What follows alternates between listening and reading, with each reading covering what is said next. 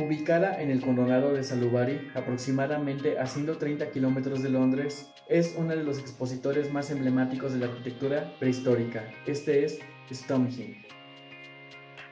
Este sitio cumple con las características de un cromlech, el cual es un monumento formado por piedras clavadas o adaptadas a una forma circular. Este sitio está formado por 4 circunferencias delimitadas por las piedras, algunas de ellas hechas o talladas en arenisca azulada. Su centro es una especie de herradura y está rodeada por un foso de 104 metros de diámetro. Se inició aproximadamente en el año 3100 a.C. y se finalizó, o en su caso se abandonó, en el año 1600 a.C. Gracias a estudios realizados, se cree que las piedras fueron enterradas con ayuda de troncos a manera de plataforma y cuerdas. Una vez clavadas, se esperaba un año aproximadamente a que se asentara la tierra para proceder a colocar los dinteles sobre las mismas. Estilo griego. Columnas corintia, jónica y dórica. La arquitectura griega antigua es un estilo de la arquitectura que fue creada y desarrollada por los pueblos de la antigua Grecia. Se estima que el origen de la arquitectura griega y las primeras obras arquitectónicas griegas de esta cultura iniciaron a partir del año 600 a.C. El orden dórico en la antigua Grecia es la primera de las 3 órdenes de la arquitectura griega y se caracteriza por tener un capitel liso y sin adornos, además de una columna que descansa directamente sobre la planta del templo sin una base. La orden jónica tiene su origen en Jonia, en una región costera del centro de Anatolia, donde se localizaron varios asentamientos griegos antiguos. Los pergaminos, que son adornos en forma de desplazamiento, caracterizan el capitel jónico, junto con una base que sostiene a la columna, a diferencia de la orden dórica. El orden corintio es su elaborado capitel tallado que incorpora aún más elementos vegetales que el orden jónico. Alrededor del capitel crecen las hojas estilizadas y talladas desde la planta de acanto, generalmente terminando justo debajo del ábaco. Las tumbas etruscas son de varios tipos, pero predominan las excavadas en las rocas. Las cámaras funerarias eran excavadas en un muro rocoso. Su aspecto interior era parecido al de una vivienda, cuya techumbre conservaba la estructura de una edificación de madera. Un dato interesante es que los etruscos no pintaban las tumbas con colores tristes o melancólicos, al contrario, ocupaban elementos alegres y vivos para ahuyentar a la tristeza y a la muerte. Las tumbas etruscas tipo edículas eran construidas enteramente fuera de la tierra, como si de templos en miniatura se tratase. Eran muy parecidas a las habitaciones de los primeros asentamientos etruscos. Entre ellos, la mejor conservada era la llamada Bronceto del Oferente, encontrada en Populonia. La arquitectura de la antigua Roma es probablemente uno de los testimonios más significativos de la cultura romana. Se caracteriza por haber adoptado el lenguaje externo de la arquitectura griega clásica, a la que le agregó varias innovaciones originales. Los arcos del triunfo son una de las estructuras más monumentales que se construyeron en la antigua Roma y que conmemoran la victoria de los militares acometidas por la metrópoli y que dieron lugar a uno de los imperios más excepcionales de la historia de Occidente. Algunas de las características que presenta el Arco del Triunfo son la partida de los ejércitos, que se muestra en la parte superior, el friso de los grandes de la Revolución, las famas de James Prader, el regreso de los ejércitos, la batalla de Aboukir de 1799, la batalla de Jane Pepys de 1792, la alegoria del triunfo de Napoleón y al igual la alegoria de la Marcela, al igual que los funerales del general Marceau de 1796, como se muestra en esta maqueta. Arquitectura paleocristiana, también llamada arquitectura cristiana primitiva, se produce dadas las primeras manifestaciones de monumentos arquitectónicos en el ámbito de los cementerios o catacumbas, dentro de una etapa de clandestinidad. Los cristianos pudieron practicar libremente sus cultos religiosos y para ellos construyeron las basílicas tomando como modelo las que habían sido para los romanos. Las basílicas cristianas tenían una gran diversidad de diseños. Originalmente, en casi todos estos diseños existía un pasillo rectangular. Este pasillo era acompañado de otras formas en la estructura, las cuales evolucionaron conforme las iglesias más pequeñas comenzaron a sustituir a las basílicas, como edificaciones primarias del cristianismo.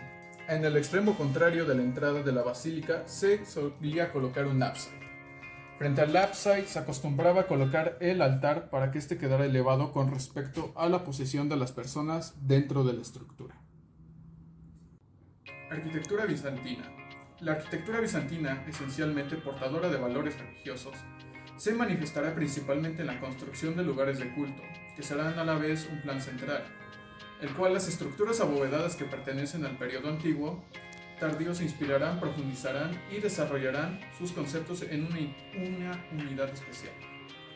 En comparación con el techo abovedado romano, que requiere una pared circular continua para el soporte, la cúpula bizantina se colocará sobre una base cuadrada. Las cúpulas circulares se constituirán en plantas cuadradas mediante el uso de cuadros triángulos esféricos llamados pechinas. Arquitectura románica. El románico se caracterizó por tener una gran solidez, asumiendo formas de la antigua Roma. El uso del arco, en su máxima expresión, fue en la Torre de Pisa, donde se utilizó la sucesión de dichos arcos, los cuales son de medio punto.